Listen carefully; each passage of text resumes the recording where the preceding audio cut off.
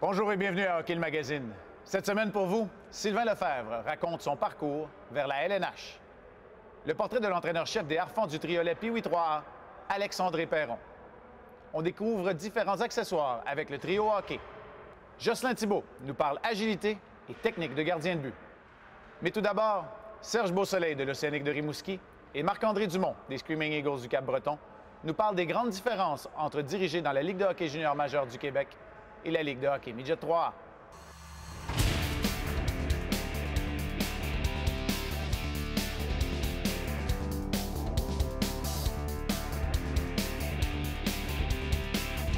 Hockey Magazine, une présentation de vos concessionnaires Subaru du Québec. Subaru, confiance et évolution.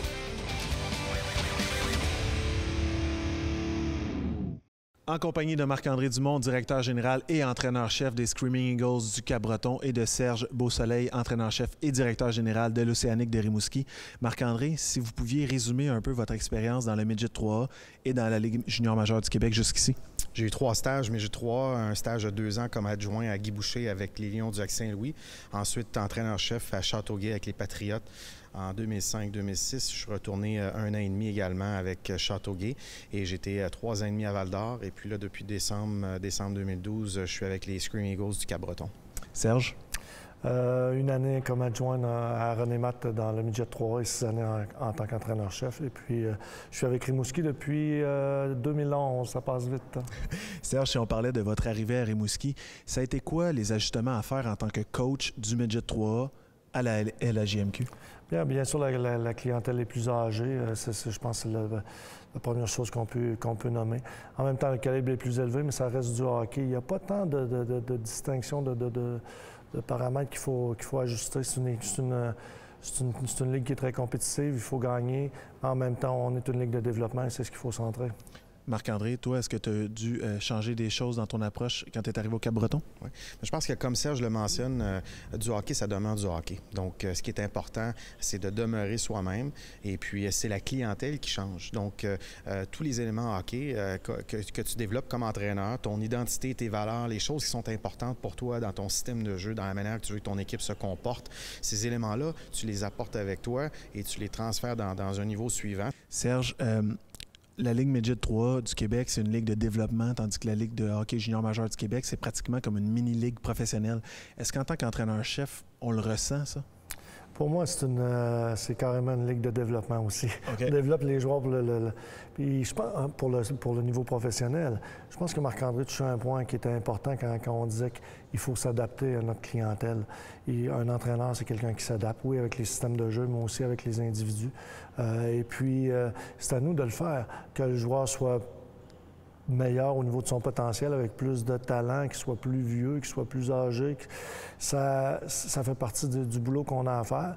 Et mieux on va développer les joueurs, bien, mieux on va gagner aussi. Je pense que c'est une corrélation qui est toute simple.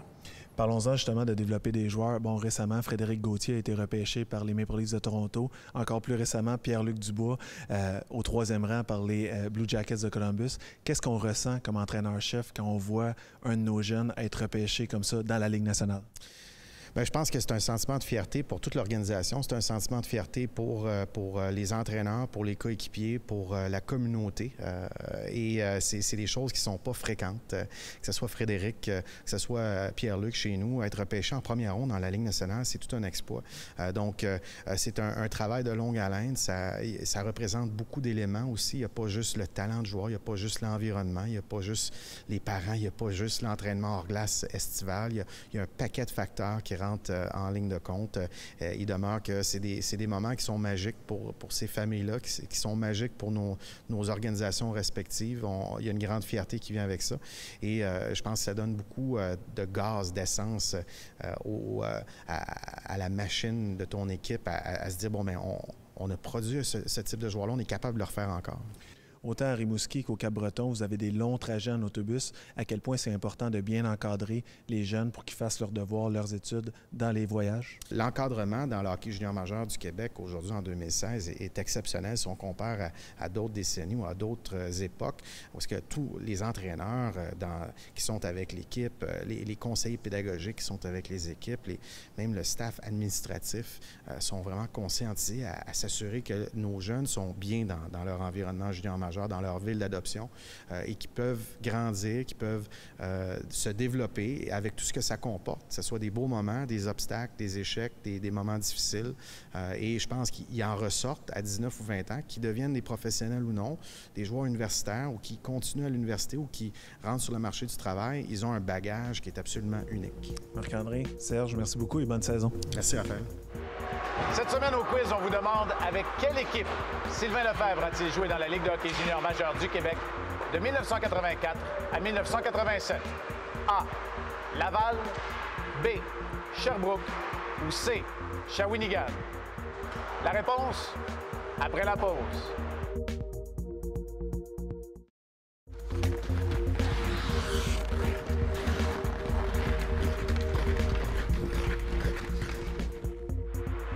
La réponse A. Lefebvre a disputé 3 saisons à Laval, d'abord avec les voisins, puis avec le Titan. Il a notamment été le coéquipier de Vincent Danfous, Jocelyn Lemieux, Stephen Finn et Donald Odette, avant d'enfiler le chandail des Canadiens de Sherbrooke dans la Ligue américaine de hockey. Nous l'avons d'ailleurs récemment rencontré pour qu'il nous parle de son parcours vers la LNH. Je suis originaire de Richemont, dans les cantons de l'Est, et puis j'ai joué mon hockey mineur jusqu'à l'âge du midget, évidemment. Et puis je suis passé du midget au junior, en partie de Richemont, et je me suis retrouvé à Laval avec les voisins dans le temps. J'ai eu plusieurs bonnes années, beaucoup de souvenirs. Évidemment, quand tu joues ou tu viens d'une petite ville, on était tellement petits qu'on a dû... dans le fond, être avec une autre ville, c'était Valcourt. Alors, c'était les Olympiques de Richemont-Valcourt. Et puis, beaucoup d'amis dans les deux villes, tout ça. Puis, on se promenait souvent d'une ville à l'autre les fins de semaine. Puis, on allait coucher chez un, coucher chez l'autre. Et puis, on a eu beaucoup de plaisir. Ensuite, une année que je retiens beaucoup, c'est surtout ma dernière année au niveau du midget, parce que j'ai eu une très bonne saison. Puis, j'ai rencontré ma femme aussi cette année-là. Alors, beaucoup de bons souvenirs. Mais évidemment, Richemont, un beau tournoi. Un tournoi, je pense que c'est le deuxième plus vieux au Québec. C'est le tournoi Mouskeri de Richemont. Et puis, j'ai été impliqué non seulement en tant que joueur, mais en tant que bénévole également. Ensuite, les années après ça, quand j'ai commencé au niveau professionnel, je retournais et puis pour mettre des mises au jeu officielles, des choses comme ça. Alors, il y a beaucoup de gens aussi que je connais qui ont été impliqués pendant des années, qui ont fait rouler le tournoi et puis qui continuent justement à être aussi populaires. Et puis, il y a des tournois aussi, souvent les tournois que tu te souviens le plus, c'est où est-ce que tu restais dans des familles, puis où est-ce qu'on avait beaucoup de plaisir, tout ça. Mais il y a un autre tournoi aussi, le tournoi Pee-Wee de Laval, où est-ce que je me souviens bien. Je suis arrivé à Montréal, on m'a donné le numéro 3. Ensuite, je suis arrivé à Toronto, on m'a donné le numéro 2 parce que le numéro 3 était déjà pris, puis le 2 était près du 3. Alors, il y a à New York où est-ce que j'ai choisi le 24. Le 24 c'était la date de fête de ma plus vieille. Ensuite, j'ai pas eu vraiment à choisir mes numéros, mais au niveau du hockey mineur, j'ai pas mal tout le temps choisi et porté le numéro 11. J'ai joué au centre quand j'étais jeune, jusqu'au junior. Dans le fond, j'ai été repêché au junior majeur en 8e ronde en tant que joueur de centre allié. Et puis après, lors de ma première saison, à la fin, on manquait de défenseurs. Alors j'ai commencé à jouer à la défense un peu. L'année suivante, je suis revenu comme joueur d'avant. Puis 2 mois plus tard, j'ai retourné à la défense, puis je suis jamais retourné à l'avant. Est-ce que ça a été un gros changement à s'adapter? Oui, évidemment. Écoute, surtout dans les premières années. Mais après ça, écoute, je suis arrivé avec le Canadien de Sherbrooke, puis Jean Hamel m'a aidé énormément en tant qu'entraîneur. Puis ça a été... Quand je demande à mes joueurs maintenant d'ajuster leur game et puis d'ajuster justement leur façon de jouer, je pense que je peux donner ça comme exemple, de dire que, regarde, je pense que je l'ai ajusté pour devenir professionnel, parce que j'aurais pas fait la Ligue nationale en tant chaque joueur d'avant. Disons que c'est certain que lorsque tu veux te faire repêcher, surtout du junior pour la Ligue nationale, ça, moi j'ai pas été repêché, puis ça donne un coup à l'ego, ça donne un coup justement à la confiance. Tu veux, tu as un but en tête, tu as un rêve en tête, et puis c'est comme une porte qui se ferme. Mais ça ne m'a pas empêché de continuer à travailler, de continuer à y croire. Puis je pense qu'il y a une autre porte qui s'est ouverte. Puis je suis rentré, je me suis glissé dans l'entreporte et puis j'ai réussi à faire mon chemin. Mais je te dirais c'est surtout au niveau junior et puis plusieurs entraîneurs au niveau junior. On a changé en 3 ans. Je pense qu'on a eu 5 ou 6 entraîneurs. Alors de s'ajuster comme ça n'a pas été facile. Mais quand tu regardes ça, au fil des années, c'était des expériences incroyables, des expériences qui n'ont pas de prix. D'un, je crois beaucoup à la visualisation. Alors, c'est de continuer à se voir jouer dans la Ligue nationale et puis d'avoir un rêve, d'avoir un but et puis de ne pas se faire dire non, de ne pas laisser personne se faire dire non. Et ensuite, de continuer à travailler et de croire en ses moyens, peu importe ce qui arrive alentour. Et puis, de vouloir vivre son rêve, je pense que ça fait bouger beaucoup de monde et puis on peut arriver à faire des belles choses.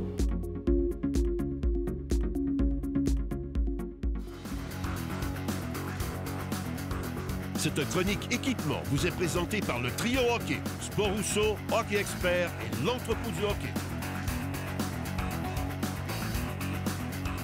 Aujourd'hui, la chronique équipement avec notre spécialiste Éric Dupont. Éric, la semaine dernière, on a fait le tour des accessoires concernant le patin de l'athlète, du joueur de hockey. Aujourd'hui, on demeure dans la même veine. On parle encore d'accessoires parce qu'il y en a une multitude que le hockeyeur récréatif ou compétitif peut utiliser. Et le premier dont on va parler a également rapport avec la sécurité de l'athlète. Parce que qu'on joue dans une ligue avec ou sans contact, il a été prouvé que le protecteur buccal joue un rôle prépondérant dans la protection du joueur de hockey. En effet, Marc, maintenant, le protecteur buccal est imposé dans plusieurs niveaux de hockey mineur. Et puis, il y a des études qui ont démontré que le port du protecteur buccal réduit les blessures de une fois et demie à 2 fois. Donc, c'est primordial d'y aller d'un protecteur buccal. Maintenant, si tu nous parlais des produits vedettes dans ce département. Ici, on a un tout nouveau produit qui est sorti l'année dernière sur le marché, c'est le CCM Sisu, qui est 50 % plus mince que le protégeant standard pour un confort parfait. Le Sisu vous permet également de bien parler, de bien respirer et de bien boire, ce qui est important quand on pratique ou on joue. Et maintenant, pour un autre modèle? Il y a le Under Armour Armor Bite avec la technologie Armor Plate, procurant une grande protection pour les dents, les mâchoires et les gencives.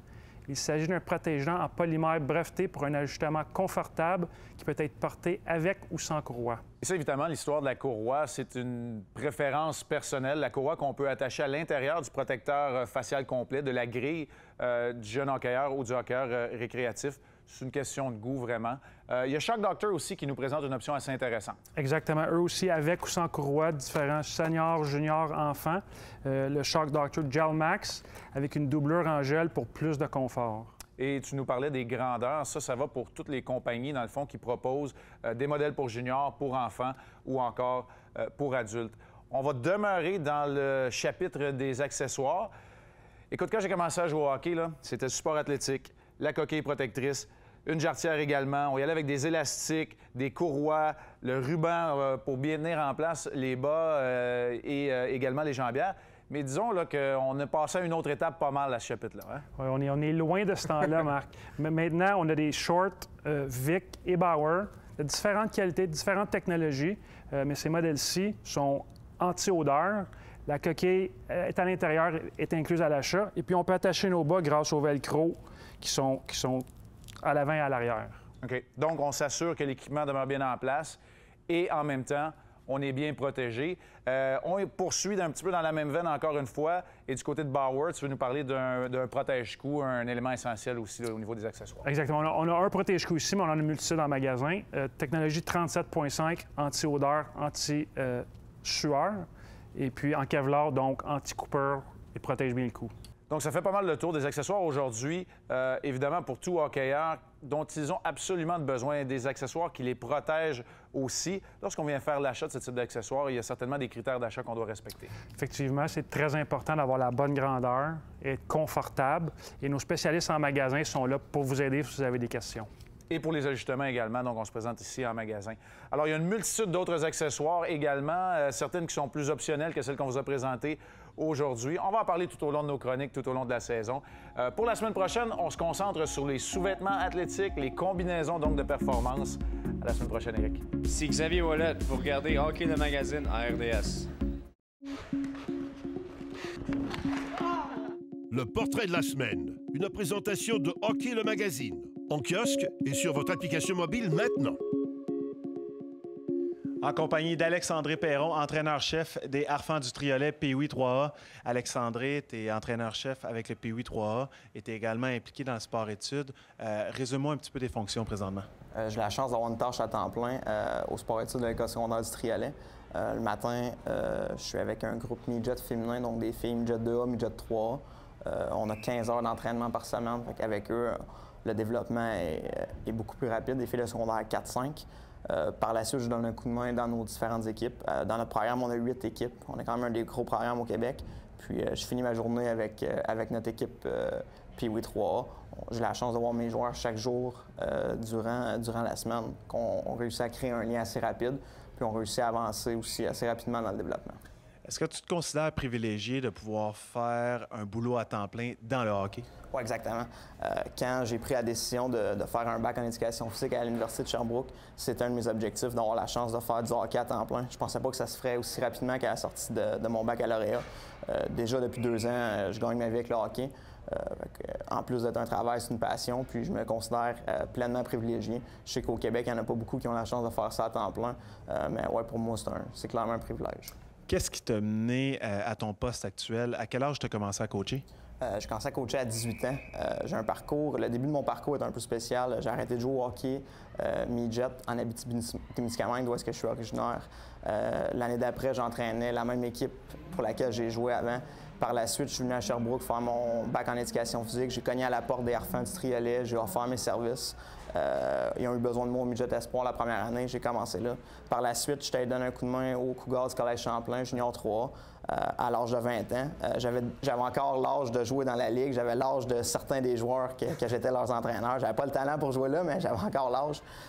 Fait que j'ai gradué très rapidement. Par la suite, je suis revenu avec les Harfans du Triolet. Je suis là depuis les 4 dernières années, Bantam 3, midget espoir, j'ai donné un coup de main dans différentes équipes. Fait que c'est un petit peu ça mon parcours des dernières années. Qu'est-ce que tu aimes le plus dans la fonction d'entraîneur-chef? J'aime enseigner, j'aime avoir un lien avec les joueurs, j'aime quand on a une relation de pédagogie puis que je me rends compte que qu'est-ce que je leur enseigne, ça marche à court terme. C'est des fois quand on enseigne, quand on coach, on voit que ça va peut-être fonctionner plus tard, mais il y a des petites choses qu'on peut faire puis que ça fonctionne sur le court terme puis que là, on se sent important dans le développement du joueur puis c'est ça que j'aime le plus. Puis qu'est-ce qui est peut-être le plus difficile? Je pense que c'est d'individualiser nos enseignements, nos relations, parce que chaque jeune est différent. Chaque jeune a besoin de se faire parler d'une différente façon, de se faire orienter d'une différente façon. C'est de trouver cette façon-là puis de bien l'utiliser. Dans un contexte d'équipe de hockey, des fois, on enseigne à une équipe, mais il ne faut pas oublier qu'il y a 17, 18 individus là-dedans puis qui ont toutes leur façon de comprendre les choses, de recevoir les critiques, les feedbacks. Fait que je pense que c'est vraiment d'individualiser les rétroactions puis ces choses-là. Là, tu as 24 ans, tu es entraîneur-chef Pee-Wee 3A. C'est quoi tes rêves de carrière? J'aimerais faire du hockey à temps plein comme je le ferais présentement le plus longtemps possible. Je ne cacherai pas qu'on espère tous avoir un accès au hockey professionnel, mais à court terme, j'aimerais vraiment stabiliser ma situation, faire quelques années avec les Harfans du Triolet. On est encore un programme qui est assez jeune, on a des belles années devant nous. Fait que, il me reste encore du bon temps à passer ici. Mais pour le long terme, on verra s'il y a des opportunités qui se présentent, on va les prendre. Je te souhaite bonne chance, Alexandré, et merci pour ton temps. Merci beaucoup. Hi, I'm Andrew Shaw. You're watching Hockey Le Magazine on RDS.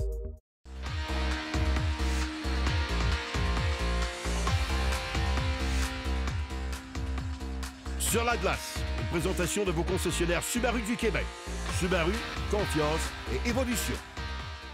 Jocelyn Thibault est de retour avec nous cette semaine. Jocelyn, tu veux nous parler d'une situation de match où la passe provient depuis l'arrière de la ligne du début vers le devant du filet. Oui, tout à fait. En termes de gardien de but, c'est la bonne vieille situation back to front. Situation qui n'est pas facile, mais quand même avec des petits trucs, on va essayer de simplifier la situation pour justement augmenter le taux de réussite des gardiens de but. Parfait, on regarde ça tout de suite. Samuel, on va parler d'une situation qui arrive vraiment souvent dans un match. Situation de passe derrière le filet. au devant du filet. Situation de back to front, souvent, comme on dit en termes de gardien de but. Okay, la première chose qui est hyper importante, la prise d'information. Prise d'information, d'un, il y a combien de joueurs devant le filet? Des fois, il peut en avoir deux. Des fois, un joueur peut être de l'autre équipe peut être tout seul derrière le filet et puis avoir deux joueurs en avant. Il y en a-tu un, il y en a-tu deux? Est-ce que le joueur est gaucher? Est-ce qu'il est droitier? Hyper important. Il se situe où? Il est où dans l'espace libre? Il est situé à quel endroit? Donc, pourquoi que c'est important? Parce qu'une fois que la passe est partie derrière le filet aux joueurs, on n'a vraiment pas beaucoup de temps pour réagir puis justement faire l'arrêt. Puis il faut vraiment avoir pris toute cette information-là avant que la passe se fasse. Donc, la façon qu'on va le pratiquer, c'est qu'on a une passe qui est derrière le filet. On a un joueur qui est devant le filet comme ça. On va être prêt à recevoir un lancer et puis justement à dégainer rapidement. Okay? C'est très, très important de savoir, petit truc, okay? Savoir qui est sur la glace de l'autre côté. Les joueurs sont gauchers, sont droitiers. Pourquoi? Parce que quand tu joues contre un trio, par exemple, s'il y a 3 joueurs qui sont droitiers, bien, tu sais que s'il y a 2 joueurs dans le coin, le 3e joueur en haut, il est droitier automatiquement, sans avoir vraiment appris ton information. Si jamais, si tu vois qu'il y a, sur un trio en tant que tel, il y a 2 gauchers, un droitier, si tu vois qu'il y a un gaucher, un droitier dans le coin, bien, c'est automatiquement qu'il y a un gaucher qui est en haut. Donc, c'est de l'information, il faut que tu saches avant. Il faut que tu saches qui est sur la glace. Ça va simplifier ta vie pour savoir justement pour savoir où est-ce que le lancer va aller. On est prêt? Ouais. C'est parti.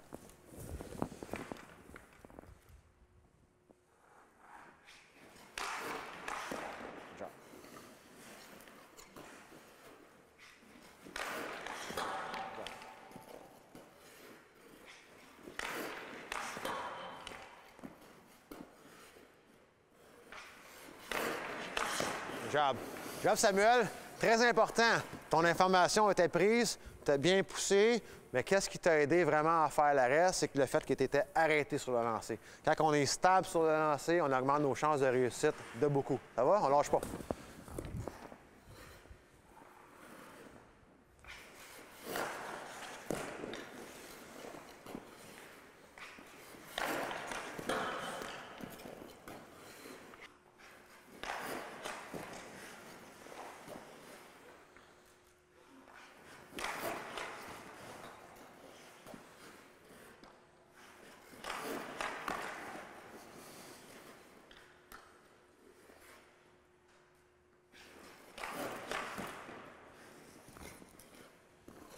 Jean Samuel.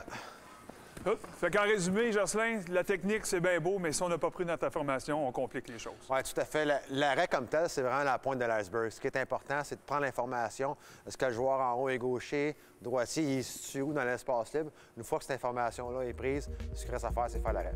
Excellent travail, messieurs. On se voit la semaine prochaine. C'est déjà tout pour aujourd'hui.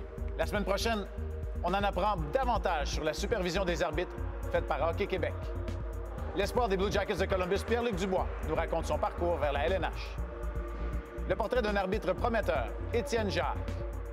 Beaucoup de renseignements sur les combinaisons de sport avec le trio hockey. Et un exercice appelé l'échappatoire avec Patrick Boileau. Tout ça et encore plus, la semaine prochaine, à Hockey le Magazine. Hockey le Magazine vous a été présenté par vos concessionnaires Subaru du Québec. Subaru, confiance et évolution.